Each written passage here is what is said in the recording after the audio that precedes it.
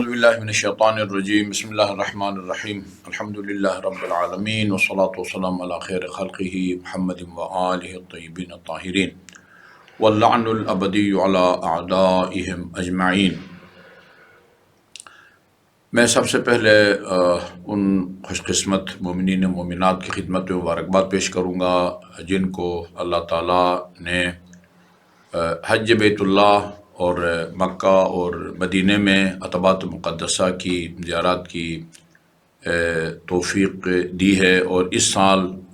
حج عمرہ اور عتبات مقدسہ کی زیارت سے مشرف ہو رہے ہیں۔ ائمہ معصومین کی روایات اور ان روایات کی روشنی میں علماء کرام فقہاء اعظام کے فتاویٰ سے یہ ظاہر ہوتا ہے کہ ہمارے جو فروع دین سے متعلق مسائل ہیں، نماز ہے، روزہ ہے، زکوٰۃ ہے، حج، نکاح، طلاق وغیرہ، ان میں سب سے جو پیچیدہ عبادت ہے وہ حج بیت اللہ ہے، اور اسی طرح اختلافی مسائل بھی حج میں زیادہ ہیں۔ یعنی ویسا تو جزوی اختلافات مختلف عبادات اور معاملات میں وہ پائے جاتے ہیں مراجع کرام کے فتاویٰ میں، لیکن حج میں یہ اختلافات زیادہ ہیں۔ پاکستان سے پوری دنیا سے خصوصاً پاکستان سے جو مومنین و مومنات حج بیت اللہ کے لیے جاتے ہیں، ان میں اکثریت آیت اللہ العظمی آقائے سیستانی حفظہ اللہ اور رہبر معظم آیت اللہ خامنائی کے مقلدین کی ہے، اور اسی طرح باقی مراجع کے بھی مقلدین کاروانوں میں شامل ہوتے ہیں۔ ہم انہیں اکثریت کو مد نظر رکھتے ہوئے بعض مسائل بیان کریں گے جن سے یعنی پہلے مرحلے میں حجاج کرام کو، مومنین و مومنات کو واسطہ پڑتا ہے۔ یقیناً آپ خواتین و حضرات متوجہ ہیں کہ اس سال جو سرکاری اسکیم کے تحت جا رہے ہیں وہ اس میں 2 پیکیج دیے گئے ہیں، کچھ شارٹ پیکیج کے ہیں اور کچھ لانگ، یعنی کچھ 40 دن کے لیے اور کچھ شاید 20-22 دن کے لیے ہیں۔ تو پتہ یہ چلا ہے کہ جو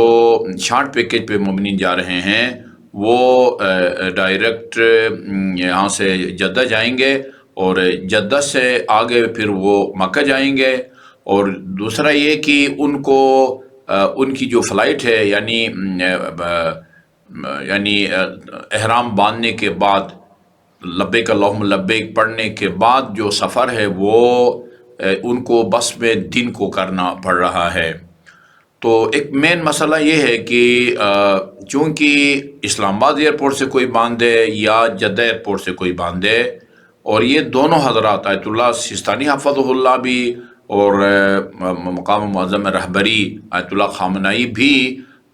جدہ سے احرام باندھنے کی اجازت دیتے ہیں اگر آپ مین میقات نہ جا سکیں۔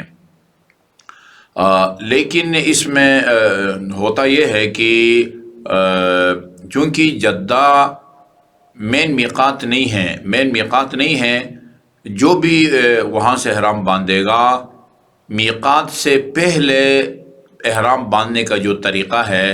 راستے میں اگر میقات سے گزرنا پڑتا ہے یا ایسے پوائنٹ سے گزرنا پڑتا ہے جو میقات کے روبرو پڑتا ہے، تو وہاں سے نظر کر کے احرام باندھنا ہوتا ہے، جس کو ہم منت ماننا کہتے ہیں۔ اس کے بغیر نظر جو ہے نا وہ نہیں ہوتا۔ لیکن یہ دونوں حضرات آغا سیستانی حفظہ اللہ اور آغا رہبر، آغا سیستانی فرماتے ہیں کہ اگر آپ کو جدہ ایئرپورٹ سے یا اسلام آباد ایئرپورٹ سے نظر کر کے احرام باندھنا پڑ جائے، اور یہ سارا سفر آپ کا رات کا نہ ہو بلکہ ہوائی جہاز میں آپ کو طلوع آفتاب کے بعد بیٹھنا پڑے، یا جدہ سے مکہ تک چھت والی گاڑی میں بیٹھنا پڑے، جو کہ ایک ناجائز کام ہے، وہ نظر جو آپ نے مانی ہے وہ مشکوک جو ہے نا وہ ہو جاتا ہے، اور جب نظر مشکوک ہوگا تو پھر آپ کا احرام بھی مشکوک ہوگا۔ اور یہ مسئلہ بھی معلوم ہونا چاہیے کہ آپ نے جس مجتہد کی بھی تقلید کر رکھی ہے کسی بھی مسئلے میں اگر ان کا کوئی دو ٹوک فتویٰ ہے، آپ پابند ہیں کہ اس فتویٰ پہ عمل کریں، کسی اور کے فتویٰ پہ عمل نہیں کر سکتے۔ لیکن اگر وہ دو ٹوک فتویٰ نہ دیں، احتیاط واجب مثلاً کہتے ہیں، تو اس مسئلے میں اگر کوئی اور مجتہد یعنی اس کا فتویٰ ان کے خلاف ہے، تو آپ صرف اس مسئلے میں اس دوسرے مجتہد کے فتویٰ پہ عمل کر سکتے ہیں۔ مثال کے طور پر آغا سیستانی حفظہ اللہ اور مقام معظم رہبری وہ یہ کہیں کہ احتیاط واجب کے طور پر اگر آپ جدہ ایئرپورٹ سے احرام باندھ کے یعنی لبیک اللہم لبیک پڑھ کے چھت والی گاڑی میں آپ کو سوار ہونا پڑتا ہے، یا راستے میں سورج نکل آتا ہے، تو آپ کا جو نظر ہے وہ مشکوک ہو جائے گا۔ جب نظر مشکوک ہوگا تو پھر آپ کا جو احرام ہے وہ بھی مشکوک ہو جائے گا، کیونکہ بیس جو ہے نا، وہ بنیاد جو ہے نا، وہ آپ کا پھر وہ صحیح نہیں ہے۔ لیکن کچھ مراجع جیسے کہ آیت اللہ العظمی وحید خراسانی ہیں، جو قم کے مراجع میں سے ہیں، وہ کہتے ہیں کہ کوئی حرج نہیں ہے، بے شک کہ آپ کو احرام کے بعد یعنی لبیک اللہم لبیک کے بعد، جس کو تلبیہ کہتے ہیں، چھت والی گاڑی میں طلوع آفتاب کے بعد سوار ہونا بھی پڑے تو یہ آپ کا نظر صحیح ہے۔ لہٰذا جو مومنین و مومنات یعنی شارٹ پیکیج کے تحت جا رہے ہیں اور وہ جدہ ایئرپورٹ سے احرام باندھیں گے، اگر ظاہر ہے انہی دونوں مراجع میں سے کسی کے تقلید میں ہوں گے، تو وہ پہلے ہی یہ نیت کر لیں کہ ہم یعنی جدہ ایئرپورٹ سے احرام باندھنے کے نظر کر کے احرام باندھنے کے مسئلے میں ہم وحید خراسانی کے فتویٰ پہ عمل کریں گے، یہ کریں، اور ان کی طرف اس مسئلے میں ان کے فتویٰ پر عمل کر کے پھر آپ نظر مانیں۔ میں مثلا اللہ کے لیے نظر مانتا ہوں کہ میں عمرہ مفردہ کا یا جو بھی ہے حج تمتع کا احرام جدہ ایئرپورٹ سے باندھوں گا۔ اس طریقے سے اگر آپ احرام باندھیں گے تو وہ اس طریقے سے ان کی طرف رجوع کر کے اگر آپ نظر کریں گے وہ نظر بھی صحیح ہے، اور اس طریقے سے آپ کا نظر بھی صحیح ہو جائے گا، اور آپ کا احرام بھی جو ہے نا وہ صحیح ہوگا۔ اور اسی طرح کا اختلاف جدہ پہنچنے کے بعد کا بھی ہے، کیونکہ یہ دونوں شخصیات جو ہیں وہ کہتے ہیں کہ مکہ پہنچنے کے بعد بھی چھت والی گاڑی میں اگر آپ سوار ہوتے ہیں، یا مکہ پہنچنے کے بعد سورج نکل آتا ہے، تو بھی جو ہے نا وہ جائز نہیں ہے اور آپ کو کفارہ دینا پڑے گا۔ البتہ اس فرق کے ساتھ کہ اگر آپ بچ سکتے تھے چھت والی گاڑی میں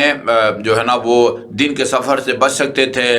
رات کو آپ سفر کر سکتے تھے، اور جان بوجھ کے آپ نے دن کا انتخاب کیا ہے، ادھر آپ گناہگار بھی ہوں گے، فعل حرام کے بھی مرتکب ہوں گے اور کفارہ بھی دینا پڑے گا۔ لیکن اگر احرام باندھ کے اور طلوع آفتاب کے بعد چھت والی گاڑی میں سفر پر آپ مجبور ہیں تو پھر گناہگار نہیں ہیں، لیکن جو کفارہ ہے دم ایک بکرا وہ آپ کو ہر حالت میں دینا ہے۔ تو چاہے وہ سورج راستے میں نکل آنے کے بعد آپ سوار ہوں، یا جدہ پہنچنے کے بعد سورج نکل آئے، دونوں صورتوں میں آپ کو کفارہ دینا ہے، اور یہ بھی احتیاط واجب کے طور پر ہے۔ احتیاط واجب کے طور پر ان دونوں شخصیات کے نزدیک ادھر بھی وحید خراسانی کی طرف رجوع کر کے یعنی ان کے فتویٰ پر عمل کر کے آپ اپنے آپ کو کفارت سے بچا سکتے ہیں۔ مثال کے طور پر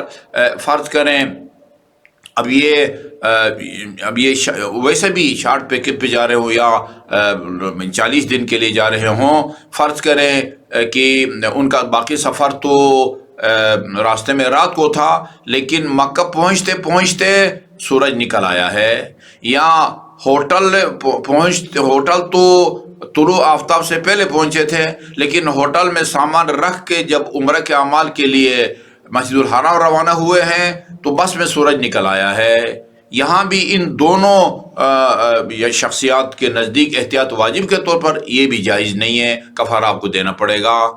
اس مسئلے میں بھی وحید خراسانی حفظہ اللہ وہ کہتے ہیں کہ نہیں، مکہ پہنچنے کے بعد چھت والی گاڑی میں سفر میں کوئی حرج نہیں ہے، لہذا آپ جو ہے نا وہ کفارہ دینا واجب نہیں ہے۔ وہاں بھی اگر آپ کو کفارت سے بچا سکتے ہیں تو آپ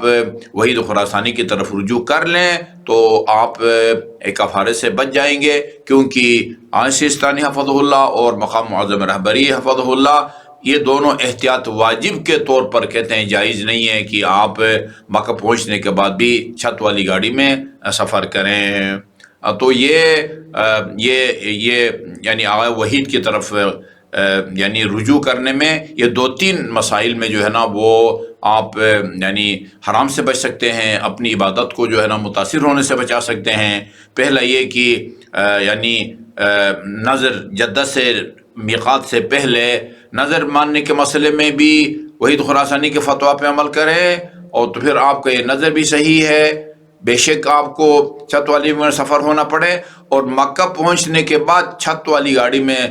سوار ہونا پڑ جائے تو ادھر بھی ان کے فتویٰ پر عمل کریں گے، تو ایک تو وہ گناہ بھی نہیں ہوگا اور بکرے سے بھی بچ جائیں گے۔ اور اکثر مومنین یہ پوچھتے رہتے ہیں کہ وہ بکرا کب دینا ہے، کہاں دینا ہے، وہ جو کفارہ ہے وہ وہاں مکے میں دینا ضروری نہیں ہے، حج سے فارغ ہو کے آرام سے پاکستان آ کے وہ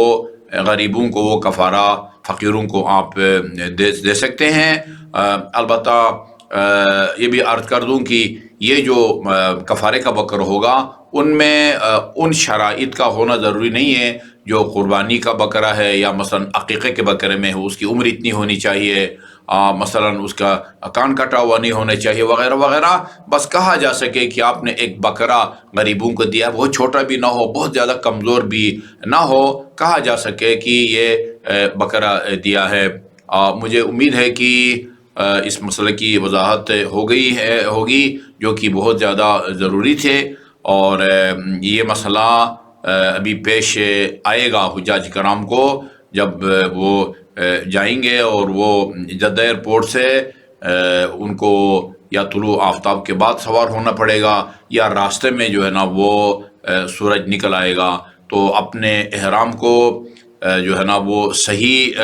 طور پر بجا لانے، کفارت سے بچنے کے یہ طریقے ہیں جو آپ کی خدمت میں نے عرض کر دیا۔ باقی یقیناً علماء کرام ساتھ ہوں گے، باقی مسائل میں مسلسل وہ آپ کی رہنمائی کرتے رہیں گے۔ التماس دعا، والسلام علیکم ورحمۃ اللہ وبرکاتہ۔